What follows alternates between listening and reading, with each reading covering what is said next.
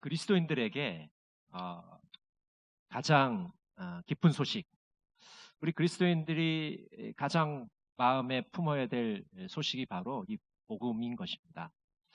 행복타임 나눔잔치하는 이 주일에 복음에 대해서 다시 한번 우리가 깊이 이해하고 나누는 것이 참으로 중요하다고 생각이 됩니다. 복음에 대한 이야기는 많이 들었지만 실상 우리가 복음에 대해서 말을 하려고 하면 어디서부터 어떻게 말을 해야 될지 참 어려운 것이죠.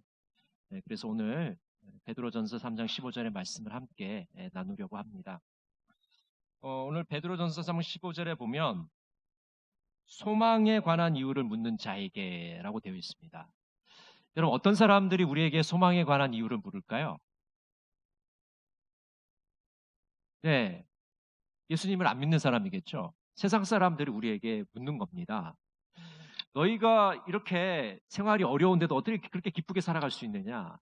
이렇게 고난을 당하면서도 어떻게 그렇게 참고 인내할 수 있느냐? 너희가 과연 가지고 있는 그 소망의 본질이 뭐냐? 이걸 우리에게 물어본단 말이죠.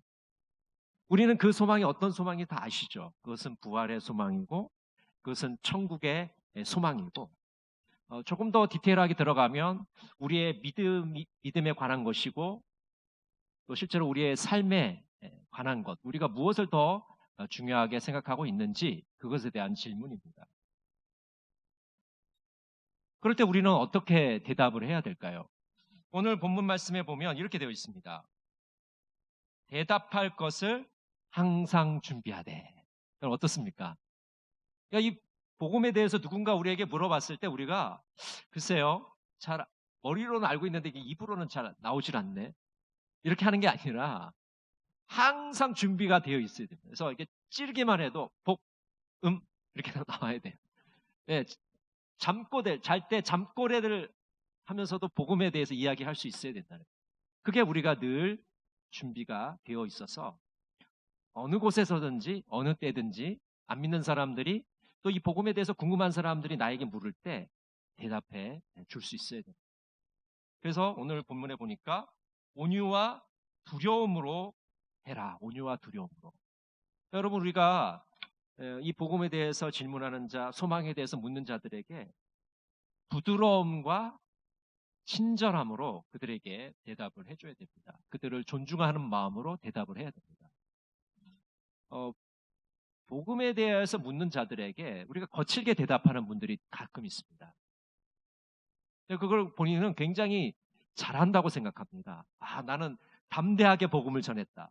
근데 상대방은요, 담대하게 들은 게 아니라 참 사납구나, 거칠구나, 굉장히 폭력적이구나 이렇게 듣습니다. 여러분, 때려야만 폭력적인 게 아니고 말도 폭력이 될 수가 있어요. 상황에 맞지 않게 너무 지나치게 오버를 한다든지 지나치게 되면은 상대방은 굉장히 거칠게 느껴집니다. 그럼 전도를 하는 사람은 또 그것에 대해서 대답을 하는 사람은 자기가 평소에 생각하는 정도보다 더 부드럽게 말을 해야 돼요. 여러분, 우리가 전화 통화를 하면 여러분 어떠세요? 우리가 평소대로 전화 통화를 했는데 상대방은 어디 화가 났나? 부부싸움 했나? 이렇게 듣습니다. 왜 그러냐면 얼굴을 못 보니까, 표정을 못 읽으니까 목소리만 갖고 이 분위기를 감지해야 되거든요. 그런데 우리가 평소 얘기하듯이 얘기하면 상대방은 화가 난 것처럼 들려요. 그래서 전화할 때는 항상 조금 더 부드럽게 대답을 해야 상대편은 아무 일이 없구나, 평소와 같구나, 무난하구나 이렇게 듣습니다. 이해하시겠죠? 어떤 것인지. 왜냐하면 상대방이 내 모습을 못 보니까 내가 화가 났는지 평소의 모습인지 알 수가 없잖아요. 물론 영상통화 같은 건 괜찮지만 모습이 보이지 않는 통화는 평소보다 더 부드럽게 해야 돼요. 근데 여러분, 전도를 내가 한다고 그럴 때 상대방이 나를 모르는 사람이야. 아는 사람은 상관없어요. 내가 뭐 화나게 말한다고 해서 상대방이 다 알아듣습니다. 어떤 사람인지 아니까. 근데 모르는 사람들은 내가 누구인지 모르니까 평소보다도 더 부드럽게 얘기해야 돼요. 그리고 상대방을 존중하는 마음으로 대해야 됩니다. 그러니까 상대방이 나를 지금 존중하는 마음으로 대하는지 아니면 그냥 의무감으로 대하는지를 다 압니다. 사람 다 알지 않거든요. 그렇기 때문에 조금 더 부드럽게, 조금 더 존중하는 마음으로 상대방에게 대답을 해줘야 되는 거죠. 그렇기 때문에 이런 부분을 우리가 특히 신경을 쓰고 믿지 않는 사람들에게, 또 복음에 대해서 궁금해하는 사람들에게는 이런 태도로 그들에게 대답을 해줘야 됩니다. 그러면 이제 그 내용에 대해서 이제 우리가 살펴볼 텐데요. 먼저 은혜에 관한 것입니다. 자, 첫 줄을 우리 같이 한번 읽어볼까요? 시작. 천국은 값없이 주시는 하나님의 선물입니다. 천국은 돈을 받는다고요? 예, 값없이 주시는 하나님의 선물입니다. 여러분 잘 아시는 것처럼 이 선물이라는 거는 돈 받고 받으면 뭐가 선물이에요? 돈을 지급하지 않으니까 선물이 되는 거죠. 공짜로 받으니까 선물이 되겠죠. 천국이라는 거, 영생이라는 거 여러분 돈 받고 값을 치르셨습니까? 돈 안 치르셨죠? 하나님께서 우리에게 값없이 주신 거예요. 무료로 주신 겁니다. 공짜로 주셨어요. 그것은 싸구려라서 공짜로 주신 게 아니라 너무너무 귀해서 우리가 값을 치를 수 없을 정도로 너무 귀하기 때문에 공짜로 주시는 겁니다. 이 세상에 있는 모든 돈을 다 동원한다 할지라도 값을 치를 수가 없어요. 그래서 우리 하나님이 선물로 주신 겁니다. 자, 로마서 6장 23절 같이 한번 읽겠습니다. 죄의 싹슨 사망이요 하나님의 은사는 그리스도 예수 우리 주 안에 있는 영생이니라. 여기 하나님의 은사는, 이 은사라는 말은 하나님의 선물이라는 거죠. 그래서 하나님께서 우리에게 선물로 영생을 우리에게 주십니다. 또 그 다음 같이 읽어볼게요. 시작. 천국은 돈이나 공로나 자격으로 얻는 것이 아닙니다. 자, 돈으로 천국을 얻을 수가 없다. 공로로 얻을 수 없다. 여러분 이 공로 굉장히 중요하죠. 내가 열심히 일을 해서, 내가 착한 일을 열심히 해서, 선행을 쌓아서, 업적을 쌓아서 내가 천국에 갈 수 있습니까? 없습니까? 갈 수 없어요. 내가 아무리 몸부림을 쳐도 내 힘으로, 내 노력으로 천국을 얻을 수가 없습니다. 이걸 알아야지만 하나님의 은혜에 우리가 한 발자국 한 발자국 더 가까이 갈 수가 있습니다. 자격으로 얻는 것이 아니다. 여러분 우리는 자격이 있어서 된 게 아니죠. 하나님의 자녀가 된 게 아니죠. 무자격자들입니다. 여러분 한번 보세요. 우리나라에 들어와 있는 그 불법 체류하는 분들을 한번 보십시오. 늘 쫓겨다닙니다. 정부에서 그들을 체포하려고 늘 그들을 추적하고 있고, 그들은 늘 도망 다니고 있고, 신분이 불안해요. 확실하지가 않아요.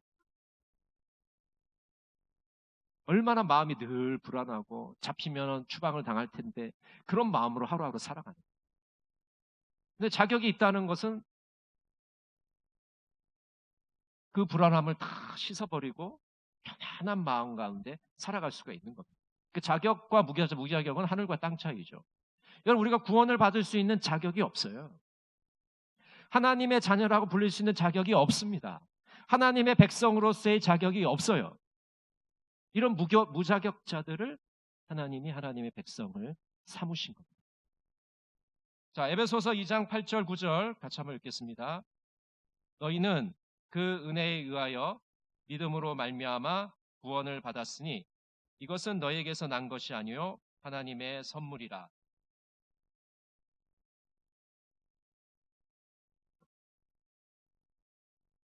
그 은혜에 의하여 믿음으로 말미암아 구원을 받았으니. 자, 한번 따라해 보실까요?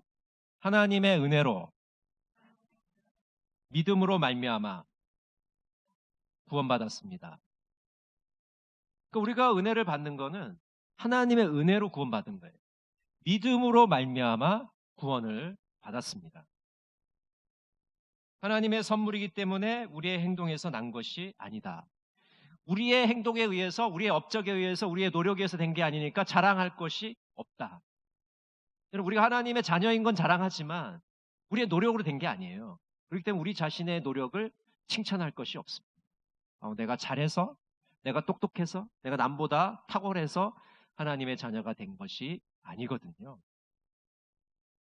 그렇다면 이 하나님은 왜 천국을 우리들에게 선물로 주셨을까요? 이것을 이해하려면 인간에 대해서 우리가 분명히 알아야 합니다. 자, 두 번째는 인간에 대한 건데요. 자, 첫 줄을 한번 읽어보겠습니다. 시작. 인간은 죄인입니다. 자, 기독교 신앙은 여기서 출발하죠.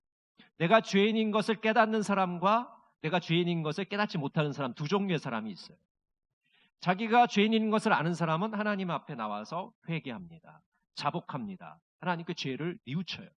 거기서 이제 기독교 신앙이 이제 시작이 되는 것이고, 내가 죄인이라고 생각하지 않는 사람은 회개하지 않으니까 이 구원함을 맛볼 수가 없는 것이죠.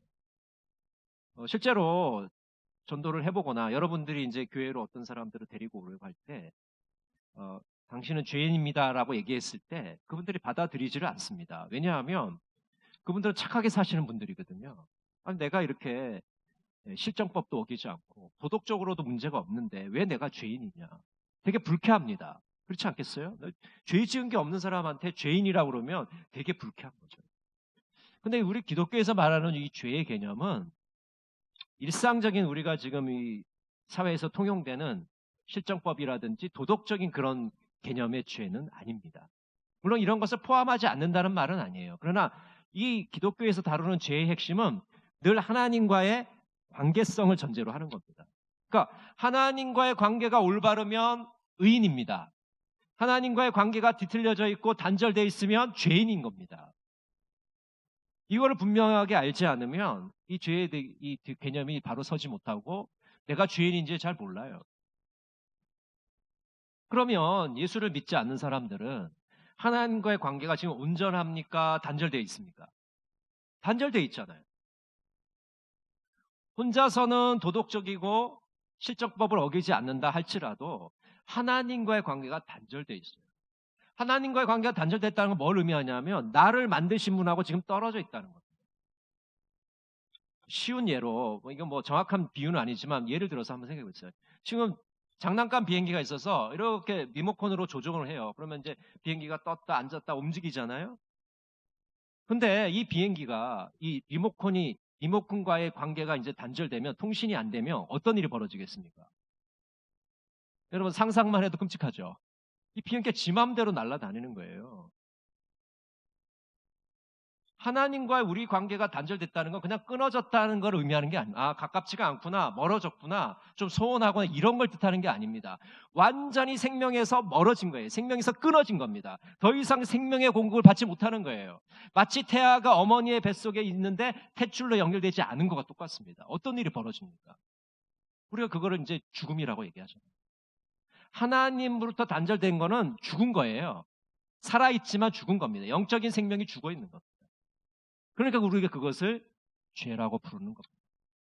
이 부분이 우리가 정확하게 인식되지 않으면 내가 죄인인지도 깨닫지 못하고, 내가 죄인인지 깨닫지 못하면 하나님 앞에 회개할 수가 없는 것이죠. 우리 로마서 3장 23절 한번 볼까요? 로마서 3장 23절 같이 한번 읽겠습니다. 모든 사람이 죄를 범하였음에 하나님의 영광에 이르지 못하더니. 여러분, 죄를 짓지 않은 사람이 한 사람도 있습니까? 없죠? 하나님의 영광에 이르지 못하더니. 그 누구도 죄를 안 지은 사람이 없기 때문에, 무죄한 자가 없기 때문에 하나님의 영광에 이르지 못하는 것이죠. 자, 그 다음 줄 한번 같이 읽어볼까요? 시작. 죄인은 자신을 구원할 수 없습니다. 여러분, 기독교의 구원은요, 철저히 밖으로부터 옵니다. 안으로 이룰 수가 없어요. 여러분, 고등 종교 중에는 스스로의 어떤 깨달음에 의해서, 스스로의 노력에 의해서 구원을 얻을 수 있다고 얘기하는 종교들이 있습니다. 근데 기독교는요, 우리 안에 있는 것들이 바로 죄성이고 옛사람이기 때문에 이 안에서는 깨끗한 것이 나올 수가 없다는 것은 너무 잘 알아요. 하나님과의 관계가 이미 깨졌기 때문에, 단절되었기 때문에 더 이상 새로운 생명이 있을 수 없다는 걸 압니다. 그래서 밖에서 와야 돼요. 하나님으로부터 와야 됩니다. 하나님이 우리에게 선물로 주셔야 됩니다. 그래야지만 우리가 생명을 얻을 수 있어요. 구원을 얻을 수 있고 이 죄로부터 벗어날 수가 있는 겁니다. 우리 안에서 뭔가 할 수 있다고 얘기하는 것은 다 거짓입니다. 우리 안에 그런 힘이 없어요. 타락했기 때문에, 죄성이 있기 때문에 우리가 아무리 노력하고 몸부림치고 애를 써도 구원함을 받을 수가 없는 거죠. 그래서 뭐 그런 분들 계시잖아요. 굳이 뭐 교회에 나가서 교회 생활하고 사람들하고 부딪히고 그럴 필요 있냐. 조용히 집에서 벽을 보면서 찬송 부르고 기도하고 그럼 얼마나 편안하고 좋냐. 내가 예수를 안 믿는 것도 아닌데 그렇게 말하는 분들이 있습니다. 반은 맞는데 반은 거짓입니다. 여러분, 우리 스스로의 힘으로 하나님을 찾을 수가 없어요. 공동체에서 하나님의 사랑과 은혜를 맛보지 않으면 이 구원의 본질에 이룰 수가 없습니다. 나 혼자 믿는 예수는 잘못될 가능성이 굉장히 많아요. 제가 아주 오래전에 어느 교회에서 사역할 때인데 어느 분이 같이 신방을 좀 가자고 그래서 간 적이 있는데 이분은 우리 그 당시 교인은 아니고 이제 지인이신데 우리 교인의 지인이신데 하도 가자고 쫄라서 제가 갔는데 왜 쫄으셨냐면 이분이 엄청난 분이에요. 어떤 엄청난 분이냐면 이단은 다 거치신 분입니다. 맨 처음엔 정통교회의 신자였다가 수많은 이단, 통일교부터 시작해갖고 뭐 이런 이단 저런 이단 이런 이단 저런 이단 우리나라에 나와 있는 이단을 다 거치신 분이에요. 그러니까 너무나도 해박하고 박식해서 본인이 도저히 전도할 수가 없다는 거예요. 목사님 저랑 한 번만 같이 가주자는 거예요. 그래서 제가 내키지는 않았지만 가봤자 뭐 말싸움밖에 더 하겠습니까? 그렇지만은 하도 가자고 얘기하셔서 제가 갔어요. 근데 몇 마디 대화를 나눠보니까 정말로 여러 군데를 거쳐가지고 이 논리가 너무 완벽한 거예요. 들어갈 틈이 없는 거예요. 말로는 들어갈 틈이 없는 거예요. 그래서 제가 마지막에 이분하고 이제 몇 시간 좀 얘기를 하다가 그렇게 말씀을 드렸습니다. 선생님은 여러 종교를, 여러 이단들을 거치셔서 굉장히 이 말솜씨는 제가 이길 수가 없다. 근데 분명한 것 한 가지 사실이 있는데 그것은 선생님은 지금 잘못된 길로 가고 있습니다. 복음의 길로 가고 있지 않습니다. 어서 속히 돌아오십시오. 제가 간곡하게 그렇게 부탁을 드리고 거기에서 나왔습니다. 여러분 제가 무슨 말씀을 하려고 그러냐면 우리들의 구원이 밖에서 오는 것이고 우리 홀로는 그 구원에 이룰 수가 없어요. 우리가 돌을 닦는다고 해서 내가 여러 종교를 내가 다 뭐 섭렵한다고 해서 구원을 하면 이룰 수가 없어요. 하나님께서 우리에게 공동체를 통해서 선물로 주십니다. 그렇기 때문에 우리가 이 공동체를 통해서 바른 복음을 이해하게 되고 그 복음에 정확하게 접근함으로써 이 하나님의 구원의 본질이 무엇인지를 깨닫게 되는 거예요. 혼자서는요, 잘못될 가능성이 굉장히 많아요. 잘못된 길로 가고 있는데 스스로는 뭐라고 생각하냐면 난 정말 좋은 길로 가고 있어. 나는 바른 길로 가고 있어라고 생각하기가 쉽습니다. 근데 그렇지 않아요. 이 교회 공동체 안에서 서로가 서로를 붙잡아 줘야 됩니다. 다른 성도들이 잘못된 길로 가볼 때 그들을 붙잡아주고 조언을 해주고 충고를 해주고 그들을 붙잡아줄 때 그들이 옳은 길로 갈 수가 있는 거예요. 그러니까 성도들이 필요한 거 아니겠어요? 다른 지체들이 필요한 것이죠. 마태복음 5장 48절 같이 한번 읽을까요? 그러므로 하늘에 계신 너희 아버지의 온전하심과 같이 너희도 온전하라. 하나님 아버지가 온전하신 분이기 때문에 그 하나님 아버지를 통하지 않고서는 우리가 온전해질 수 있는 길이 없는 것이죠. 세상의 도덕과 세상의 철학과 세상의 선행으로는 하나님이 원하시는 수준에 이룰 수가 없습니다. 이제 왜 우리가 자신의 선행으로 천국에 들어갈 수 없는지 아시겠지요? 그것은 성경이 하나님에 대해 말씀하고 있는 것을 이해할 때 분명해집니다. 자, 하나님에 대해서 살펴보겠습니다. 자, 같이 읽어볼까요? 시작. 하나님은 자비로우셔서 우리를 벌하시는 것을 원치 않으십니다. 자, 요한일서 4장 8절입니다. 같이 읽겠습니다. 사랑하지 아니하는 자는 하나님을 알지 못하나니 이는 하나님은 사랑이심이라. 여러분, 하나님은 어떤 분이시죠? 사랑이세요. 그러니까 정말 우리가 하나님의 그 본질을 사랑이라고 우리의 머리로 알고 우리의 가슴으로 알고 우리의 몸으로 알게 되면 우리의 전 존재를 통해서 알게 되면 이 신앙생활을 잘 하시는 겁니다. 지금 신앙생활을 풍성하게 하고 있는 겁니다. 근데 그 사랑의 하나님의 본질에 우리가 접근하지 못하면 자꾸 싸우면서도 자기가 신앙생활 잘한다고 생각해요. 이런 경우죠. 어느 교회에 분쟁이 생겼는데 한쪽은 예수님 편이고 한쪽은 그리스도 편이에요. 여러분, 예수 편과 그리스도 편 어떤 편이 우리 편입니까? 여러분, 둘 다 아니에요. 둘 다 하나님 편 아닙니다. 근데 서로에게 뭐라고 하냐면 마귀 새끼라고 그래요. 서로에게. 저 마귀 새끼. 아니 예수 편이고 그리스도 편인데 왜 마귀 새끼가 있어요? 그 속에. 싸우고 갈등하는 거는요. 그건 마귀짓입니다. 그 하나님 편 아니에요. 근데 다 착각을 뭐라고 하냐면 난 하나님의 편이고 하나님이 나에게 저 마귀 새끼들을 없애는 사명을 주셨다고 생각해요. 그래서 저들을 없애는 게 내 사명이라고 생각합니다. 얼마나 속아 웃을 일입니까? 하나님이 원하시는 게 평화잖아요. 하나됨이잖아요. 일치잖아요. 거룩함이잖아요. 교회에 덕을 세우는 거잖아요. 의뢰놓은 삶 아니겠습니까? 싸우는 게 뭐가 하나님의 뜻이에요? 뭐가 하나님 편입니까? 한국교회가 굉장히 착각하고 있는 거죠. 누가 싸우는 사람들을 하나님의 편으로 세웠습니까? 스스로가 생각하는 거죠. 스스로가 오류에 빠져 있는 겁니다. 하나가 되기 위해서 노력, 평화를 위해서 노력, 은혜로운 신앙생활이 되기로 노력, 다른 성도들을 세워주는, 다른 성을 존중하고 다른 성도들을 존경하는 마음으로 만들어가는 것, 그런 것이 하나님의 편 아니겠습니까? 그래서 하나님은 사랑이신 거죠. 하나님의 본질은 사랑이셔서 우리를 벌하기를 원치 않으시고 우리를 넓은 마음으로 품으십니다. 근데 하나님은 사랑만 갖고 계신 게 아니라 하나님은 또 공의의 하나님이세요. 자, 한번 읽어볼까요? 하나님은 또한 의로우시기 때문에 우리 죄를 반드시 벌하셔야 합니다. 출애굽기 34장 7절 우리 같이 읽겠습니다.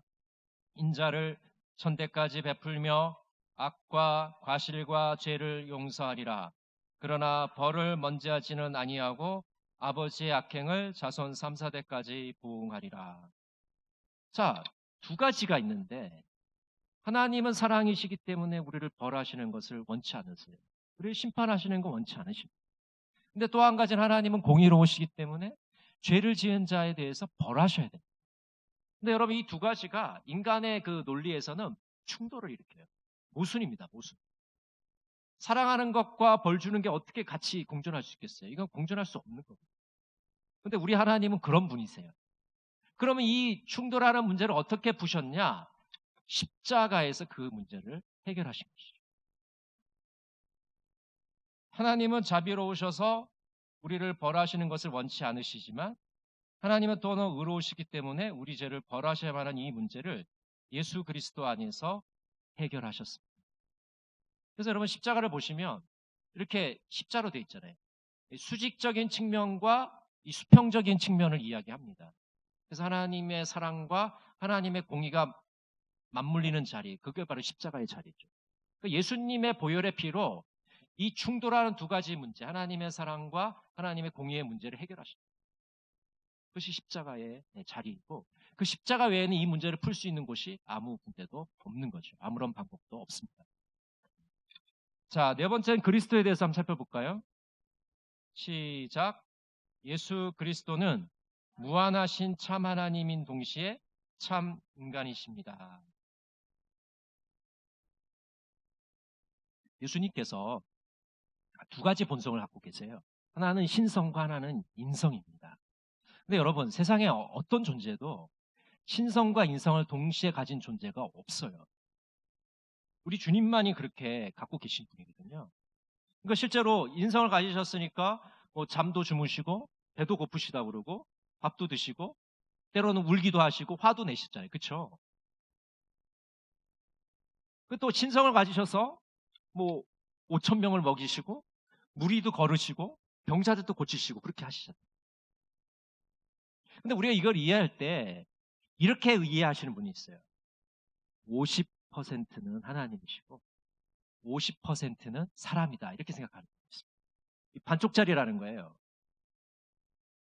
제가 어렸을 때 본 만화 중에 마징가 제트라는 만화가 있는데 여러분 보신 분들 많죠. 마징가 제트에 보면은 아수라 백작이라는 백작이 나와요. 그 번역에 따라서는 남작이라고 그러기도 하는데 일본 만화 아닙니까? 근데 거기 보면은 이 아수라 백작에 이 반이 쫙 갈라져 있어요. 그래서 왼쪽 이쪽 부분은 반은 여자고 반은 남자예요. 그래서 뭐 이렇게 보면은 여자 말을 하다가 갑자기 남자 말을 하고 남자 말을 하다가 여자 말을 막 해요. 어렸을 때 보니까 되게 신기하더라고요. 갑자기 어떻게 남자가 됐다가 여자가 됐지? 되게 신기해 했는데 여러분, 예수님이 아수라 백작입니까? 예? 반은 사람이고 반은 신이에요? 그렇습니까? 아니에요. 100% 완전한 사람이십니다. 100% 완전한 신이세요. 하나님이십니다. 사실 우리의 머리는 이해가 안 되죠. 어떻게 100% 하나님이시고 100% 사람이지? 예수님은 그런 분이에요. 아수라 백작이 아니란 말이에요. 반쪽짜리 신이 아니란 말이죠. 반쪽짜리 사람이 아니란 말이에요. 예수님은 이 두 가지의 본성을 정말 우리가 이해할 수 있는 방법으로, 신비로운 방법으로 갖고 계신 거예요. 자, 그 밑에 한번 읽어볼까요? 예수 그리스도는 우리를 위하여 완전한 삶을 사시고 우리의 죄값을 대신 치르시고 우리에게 천국을 선물로 주시기 위하여 십자가에서 죽으시고 부활하셨습니다. 자, 우리를 위하여 완전한 삶을 사시고, 자, 예수님이 사신 삶은 완전한 삶입니다. 그렇죠? 완전한 삶의 모델을 우리에게 보여주셨기 때문에 우리는 그 예수님을 닮아가려고 노력하는 거죠. 예수님이 어떠한 삶을 사셨습니까? 예수님 어떤 분이시고 어떤 일을 하셨는가? 이것을 우리가 이제 묵상하면서 예수님의 뒤를 따라가게 됩니다.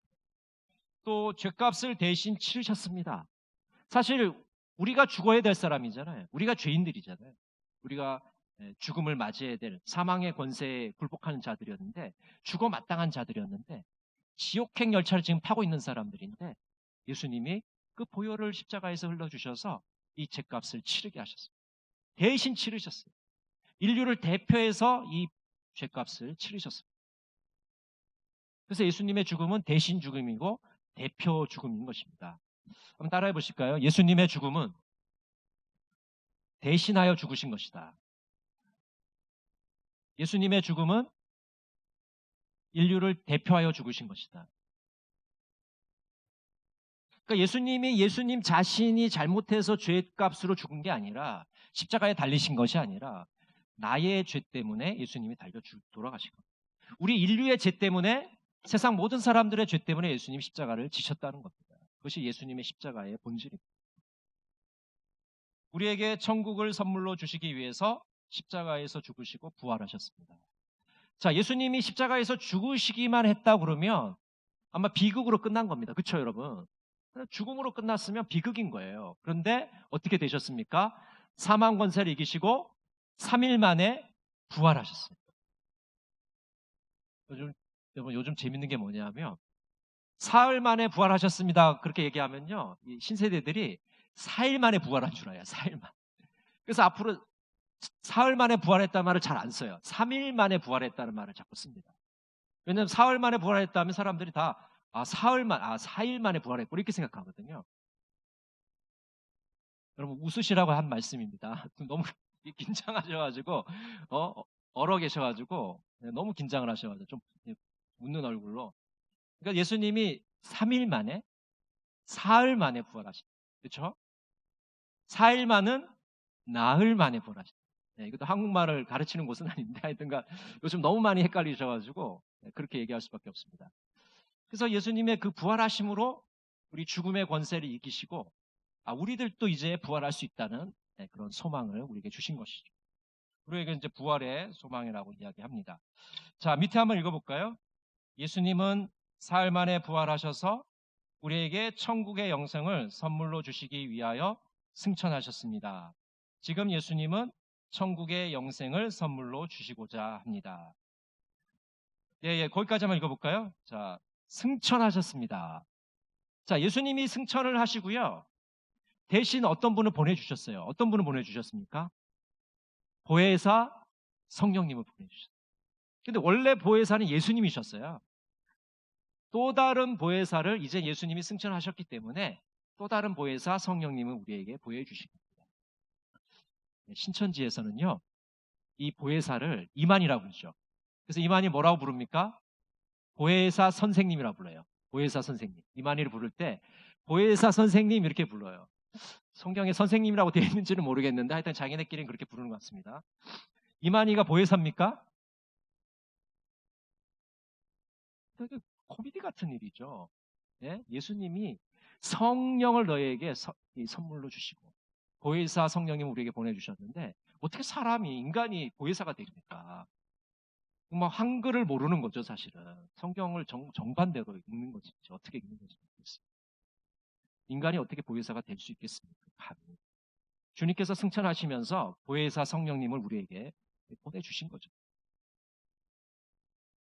우리는 이 영생의 선물을 어떻게 받을 수 있습니까? 바로 믿음으로 받게 됩니다.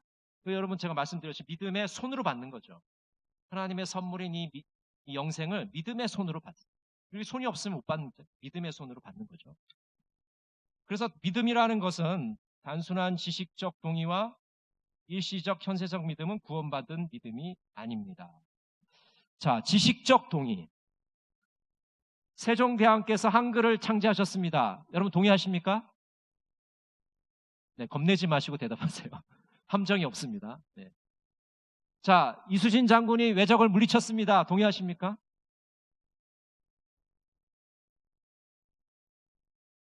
이거는 단순한 동의예요. 그럼 우리가 다 알고 있잖아요. 역사를 배워서 우리 한국 사람이라면 다 알고 있는 거예요. 다 동의하는 겁니다. 모르겠어요. 신일 교육을 받은 사람은 동의하지 않을지 몰라도 하여튼간 동의하는 겁니다. 우리 한국 사람이랑 다 동의하는 것인데, 그런데 이거는 구원받는 믿음은 아니에요. 그냥 동의를 하는 거예요. 그냥 역사적 사실이기 때문에 그냥 동의를 하는 것뿐입니다. 이거 갖고 우리가 구원을 받을 수가 없어요. 예수님이 2000년 전에 갈릴리 땅에서 태어나셔서 이렇게 사역을 하셨어. 뭐 이런 행동들을 하셨어. 내가 그것을 동의한다고 해서 구원받지는 못해. 역사적 사실을 내가 받아들이는 것뿐이에요.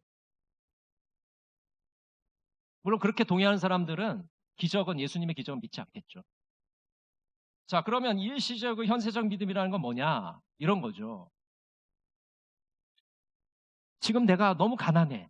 근데 예수 믿으면, 구원받으면 부자가 됩니다. 내가 지금 병들었어. 근데 예수 믿으면 고침을 받아요. 건강하게죠. 지금 내가 사업이 부도 위기에 있는데 예수 믿으면 사업이 그냥 번창해.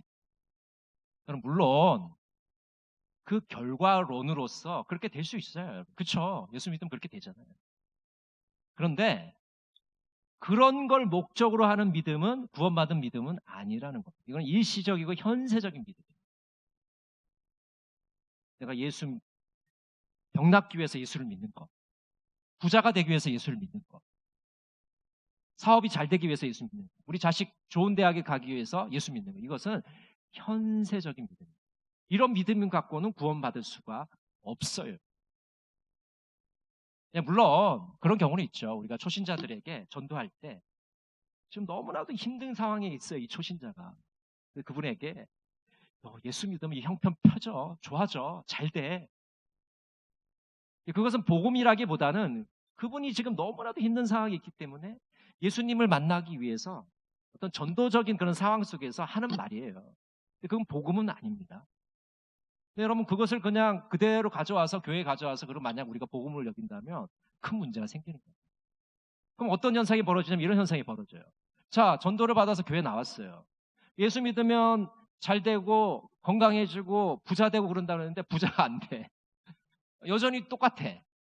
병이 안 나. 사업이 잘 안 돼. 그럼 이분이 이제 고민하기 시작한 거죠. 내가 이거 잘못 왔나? 저쪽으로 갈 걸. 절로 갈 걸. 여러분, 복음은 아니에요. 그런 이제 전도적인 상황에서는 어쩔 수 없이 할 수는 있습니다. 그거는 이제 특수한 상황 가운데 우리가 전도하기 위해서 하는 말이고, 그러나 복음이라는 거는 현세적인 믿음은 구원을 받을 수가 없습니다. 그러면 구원을 받는 참 믿음은 무엇입니까? 그것은 우리의 구원을 위해서 오직 예수 그리스도만을 신뢰하는 겁니다. 아멘이십니까? 이 신뢰라는 말은요, 굉장히 중요한 말입니다. 그리고 굉장히 무거운 말이에요. 신뢰한다는 게, 우리 친구가 1,000원만 빌려줘. 그래, 1,000원 줄게. 우리 친구가 나한테 1,000원 빌려줄 정도로 믿는 거, 이건 신뢰가 아닙니다. 그 정도 갖고 신뢰라고 그러진 않아요. 그럼 예를 들어서 어른들이 나 지금 급하게 급전이 필요해, 한 1,000만 원만 좀 보내라. 그래서 친한 친구에게 1,000만 원을 보냈습니다. 이거 어마어마한 신뢰죠. 그렇죠? 우리 친구는 내가 급할 때 1,000만 원 정도 보낼 수 있는 친구야. 뭐 그런 사람도 자주 없지만은, 드물지만은 그런 친구가 있다면 정말 귀하죠. 근데 여기서 말하는 신뢰는 그런 것도 아니에요. 그런 것도 아닙니다. 여기서 신뢰는 뭐냐 하면 내 인생을 주님께 거는 겁니다. 내 목숨을 거는 거예요. 나의 전부를 거는 겁니다. 그것을 신뢰한다고 얘기하는 거예요. 그럼 어떠세요? 그럼 우리가 주님을 신뢰한다는 것이 그렇게 가볍지 않죠? 나의 모든 걸 드리는 거잖아요. 시간도 드리고, 물질도 드리고, 나의 모든 인간관계도 다 드리고, 나의 존재적, 나의 모든 것을 다 주님께 드리는. 그렇게 신뢰하고 믿을 때 우리가 구원받는 믿음에 이룰 수가 있는 거죠. 그 정도 내 인생을 걸 정도로 믿지 않으면 그 구원받을 수 있겠어요? 그렇지 않죠? 주님께 온전히 신뢰함으로 이 구원받는 믿음을 우리가 소유해야 되는 것이죠. 자, 사도행전 16장 31절을 같이 한번 읽어볼까요? 이르되 주 예수를 믿으라. 그리하면 너와 네 집이 구원을 받으리라 하고.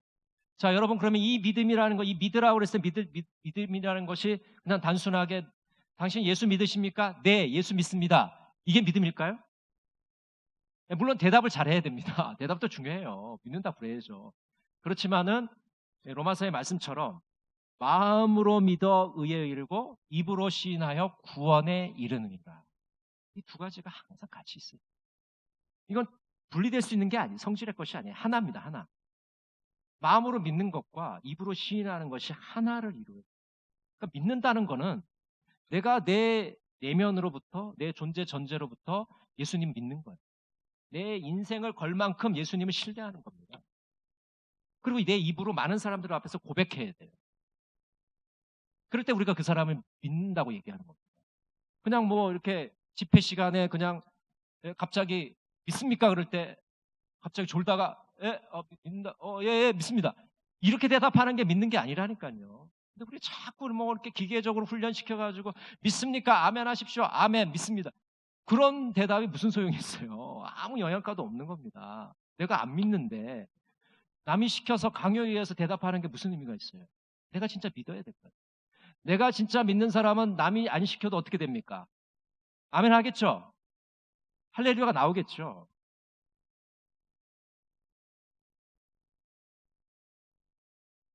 그래서 이 믿는다는 거는 진짜로 믿는 겁니다. 진짜로 믿어야 믿는 거라고 대답할 수 있지 않겠습니까? 그럴 때 너와 네 집이 구원을 받을 것이다. 자, 오늘은 이 복음의 내용에 대해서 한번 살펴봤습니다. 먼저 하나님의 은혜의 성격, 그것은 값없이 주시는 것이다. 우리 인간의 노력을 얻을 수 있는 것이 아니다라고 말씀드렸고요. 그다음 우리 인간은 의인입니까? 죄인입니까? 죄인이다. 그렇기 때문에 우리 자신이 스스로를 구원할 수가 없다. 밖의 도움이 필요하다는 겁니다. 그다음 하나님께서는 자비로우신 분이셔서 우리를 너무나도 사랑하시는데 또한 의로우신 분이어서 우리의 죄를 벌하셔야 된다. 이 문제를 십자가에서 해결하셨다. 그래서 주님께서 우리를 위해서 십자가에서 죽으심으로 죄값을 치르시고 우리를 영생의 선물을 주셨다. 이 구원은 우리가 믿음의 손으로 받게 된다는 거죠. 그런데 이 믿음은 지식적인 동의도 아니고 일시적인 믿음, 현세적인 믿음도 아니고 구원을 얻는 믿음이 우리에게 진정한 구원을 선물로 준다고 했습니다. 이 구원을 얻는 믿음은 예수 그리스도를 온전히 신뢰하는 것입니다. 여러분, 우리에게 소망에 관한 이유를 묻는 사람들에게 자신 있게 담대하게 설명해 주시길 바랍니다.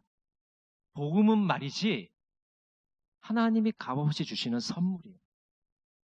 근데 인간은 죄인이고 하나님은 이러이러한 분이셔서 이 문제를 십자가에서 해결하셨어요. 그래서 예수 그리스도가 십자가에서 달려 돌아가셔 죽으심으로 부활하심으로 이 영생의 선물을 우리는 가지게 돼요. 이 선물을 우리가 믿음의 손으로 받게 되고 우리가 구원함을 이룰 수 있는데 이 구원받는 믿음은 예수 그리스도를 온전히 신뢰하는 것입니다. 이렇게 설명하실 수 있겠죠? 네, 아멘이십니까? 네, 아멘 하신 분들은 오늘부터 이제 우리에게 질문하는 분들에게 자세하게, 소상하게, 때로는 간결하게, 때로는 풍성하게 그들에게 설명을 해주시기를 바랍니다.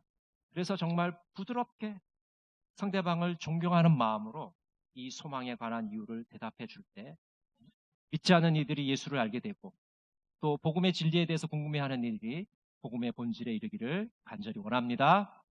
기도하겠습니다. 사랑의 하나님 아버지, 행복타임 나눔 잔치 주일을 맞이해서 복음에 대해서 생각해 보았습니다. 믿지 않는 사람들이 진리에 대해서 질문할 때, 또 복음의 진리에 대해서 궁금한 사람들이 우리에게 질문할 때 우리가 믿는 바에 대해서 자신 있게 담대하게 증거할 수 있도록 인도하여 주시옵소서.